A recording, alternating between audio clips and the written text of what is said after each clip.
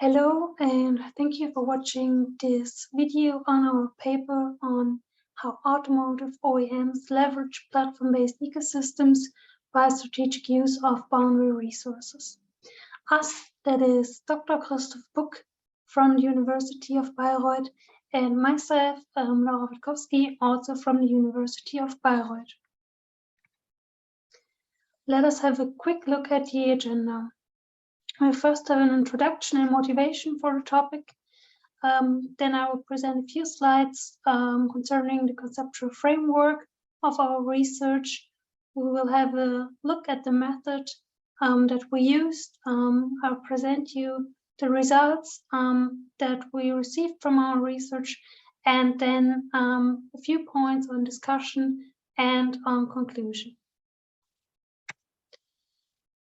We were looking at so-called platform-based ecosystems, PBE. Those have gained massive attention in the past in research and in practice. A pretty common example is Apple's iOS or Google's Android, that we also understand as platform-based ecosystem, but later on more on the definition. Within platform-based ecosystem, the value co-creation by third parties, such as developer, to create new value propositions is based on so-called boundary resources that are accessible to these third parties and developers. What are boundary resources? Boundary resources can be everything, every resource that you've internally and can make it available to the outside of your company.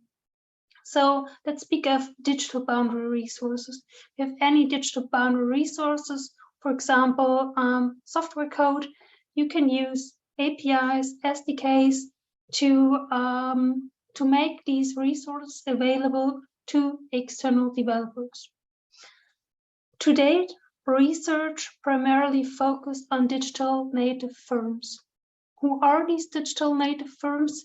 Everyone knows of Apple, knows of Google, but you also know of Tesla. Tesla, who's not only providing a car with which drivers can get from A to B, but they're creating new value propositions based on a car. Their aim is not only to provide a hardware component that you can drive, but rather a more software-related product. So you have apps, you have things you can use on the desktop in your Tesla. You have several steering options and so on. And what we usually have in these product-based industries, such as automotive OEMs, is that they suffer severe changes in how value is perceived by consumers and disruptive digitalization trends. These trends are just, as I mentioned, for example, coming through Tesla, and not a classical automotive OEM, but rather a company that understands itself as a software provider, as someone that provides an iPhone that can drive. So far, automotive OEMs have extensive experience in managing their complex supplier networks that can reach from end to end, and consists of various tiers and has been established over decades. But currently, there, just as I said, there are severe changes that challenge these established automotive OEMs, and platform-based ecosystems can be a way to get more attractive and to provide new value propositions based on the hardware component car. But so far, automotive OEMs miss guidance on how to make their resources strategically available to external actors. and also to manage them, to profit from the complements that these external actors provide using the boundary resources and the coexisting knowledge spillovers. If I have external complementers that provide knowledge that so far I don't have in-house, how can I keep this knowledge in-house? How can I make it available? What's the profit I can get from connecting this external complementer to my boundary resources?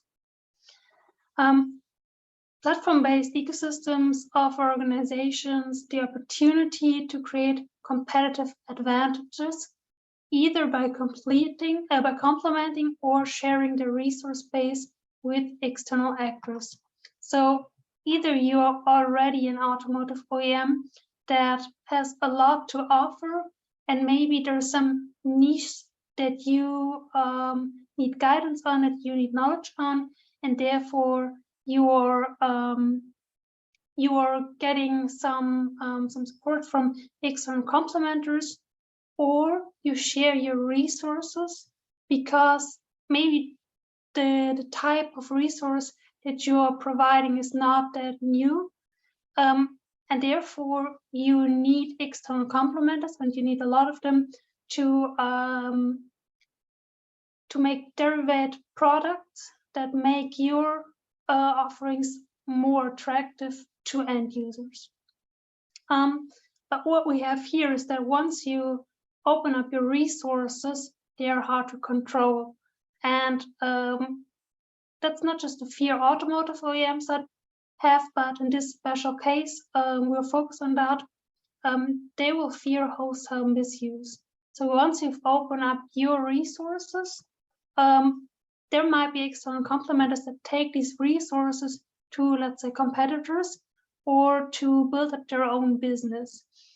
And therefore, we are asking the question on how can automotive OEMs gain competitive advantage in platform-based ecosystems by strategically managing boundary resources. Our conceptual foundations are the structure of platform-based ecosystems. We've recognized mainly two types of platforms. One of them are transaction platforms, let's say ride-sharing companies as Uber, social media services as Facebook, or crowdfunding platforms. And we have platform-based ecosystems such as Apple's iOS, Google's Android, where you can share boundary resources and have a platform owner who's profiting from the boundary resource and the derived products that are developed. And we also have some examples from the automotive industry already. That's Mercedes-Benz Me and Volkswagen's We. What's the main difference regarding transaction platforms and transaction platforms? It's that you give users a basis to exchange products and services, but it's not the key, such as it is with PBE, to enrich innovation by integrating complementers. That's the main difference, and therefore to make the ecosystem more valuable to users. So we have a definition of platform-based ecosystem that's the following: create value for participant firms, that's external complementers, by providing access, for example, knowledge or technologies which are not easily accessible outside the platform ecosystem and within the complementers' own capabilities. So that's pretty exclusive knowledge that you share, and complementers that do not participate in your platform-based ecosystem maybe never have the chance to access this knowledge, which can be quite valuable to them, to also gain profits. Then we have the boundary resources and platform-based ecosystems.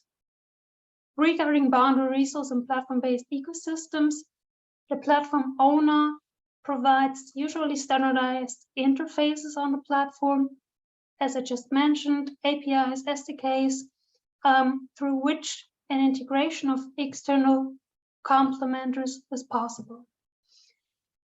boundary resources in platform architecture determine an initial decision on platform openness. That pretty much means that you must decide on which boundary resources to whom you want to open. And you can also use this as a governance mechanism and adjust openness over time. Maybe you start with an exclusive network because your boundary resources are exclusive, and you prohibit them from sharing the extent resources that you share with them to any other party or competitors. Or maybe you start as open as possible and provide your resources to everyone out there, and try to receive knowledge spillovers and therefore to drive innovation. What's the goal?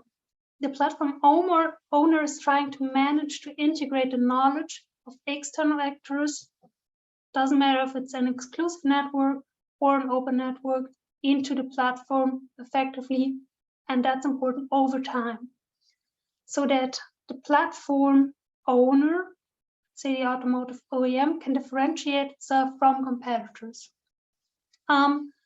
As I just mentioned, over time, an active and dynamic management of boundary resources is needed within the platform to remain performance and competitive success of a PVE, because it's maybe easy to have a static perspective and to gain a competitive advantage, let's say over a year.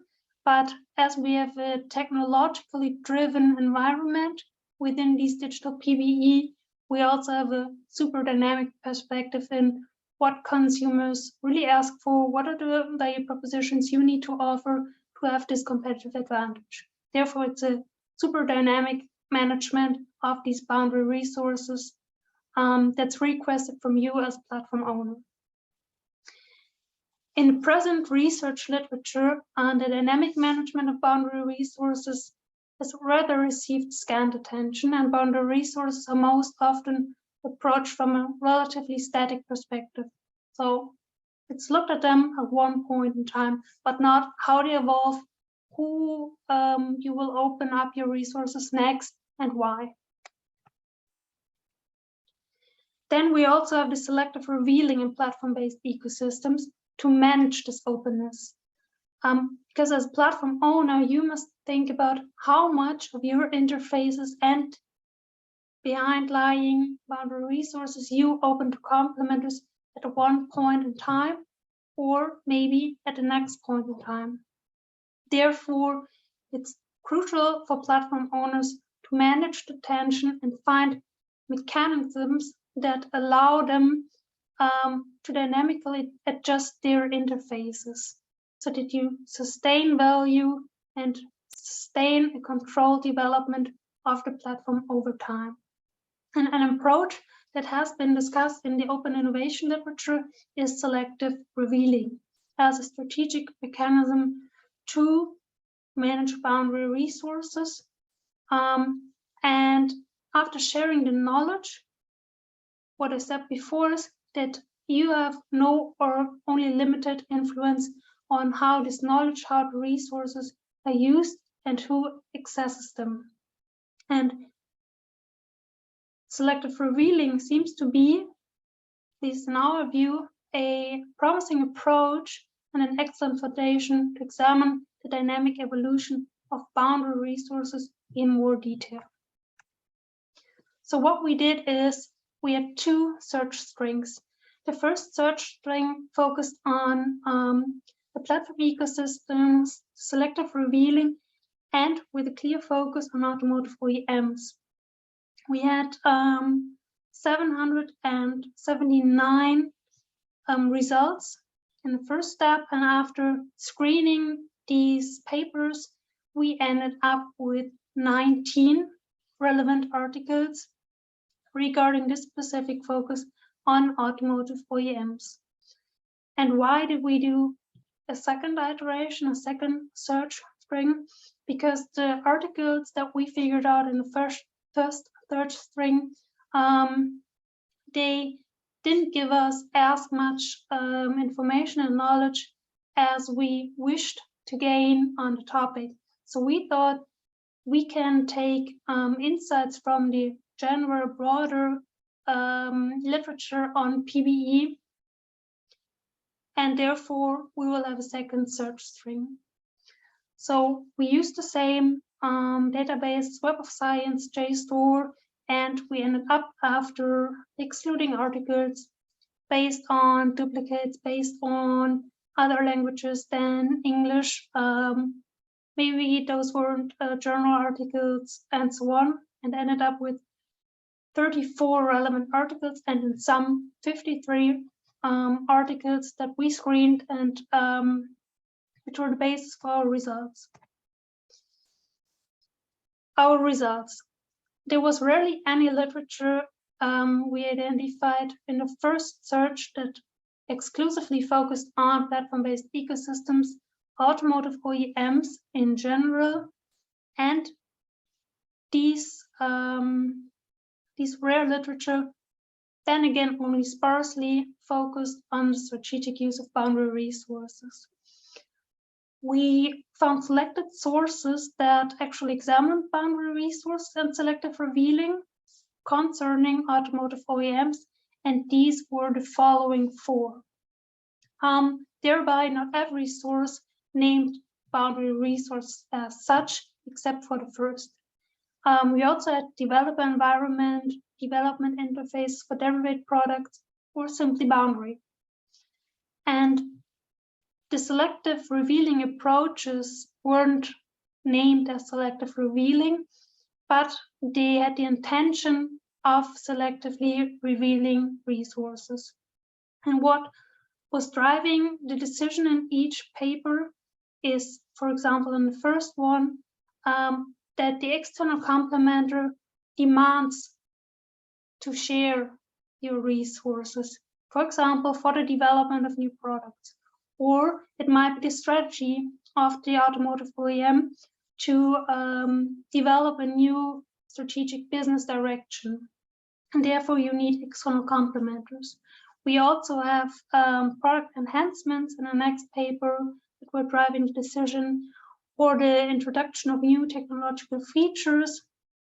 And last but not least, to remain attractive for consumers, and therefore to make sure that your complements have a certain quality, and therefore you offer them resources. What were our findings in the broader PBE literature? The development of boundary resources was rather studied than an active orchestration of these resources by the platform owner. We had many considerations between heterogeneous exclusive networks and open networks that are hard to control. We also had many papers that acknowledge boundary resources as a dynamic construct that must evolve, while there was no evidence on the corresponding development mechanisms, on the design decisions, etc. And if there was a study on boundary resource development over time, the investigation on an active orchestration by the PBE owner again was missing. What are our key takeaways towards automotive OEMs from the findings on broader PBE literature? Automotive OEMs as platform owner must provide various boundary resources and manage these dynamically to ensure integration of complements over time, and to steadily produce new complements and new value propositions to their end users. Thereby, they can follow two main approaches of dynamic boundary resource management. That is resourcing. You share most of your boundary resource, and securing, you're building exclusive networks. Some impressions on discussion and conclusion. Automotive OEMs definitely need to build up boundary resources as a governance mechanism and a strategic tool to their platform-based ecosystems. It's definitely relevant to them to have the related processes and routines on how boundary resources are developed over time, why this calls for further study and has only sparsely been studied so far. What also remains open are profound design and management guidelines. When do I reveal which boundary resources to whom? And what's the following decision line? And before releasing resources, there's always a cause and effect relationship that must be evaluated by the platform owner. Let's say, what's the risk if I open up this resource? And what's the profit I might get from opening this resource? So you always need to balance your decisions. And then there are decisions on the process on how the knowledge of the external complementers is integrated into the platform, because that's crucial to remain this competitive advantage. And what interests us is how your company integrates external complementers into your PBE, if you have one, and what is the basis on which decision parameters do you reveal your resources to these external complementers. Thank you very much. If you have any questions, do not hesitate to contact us.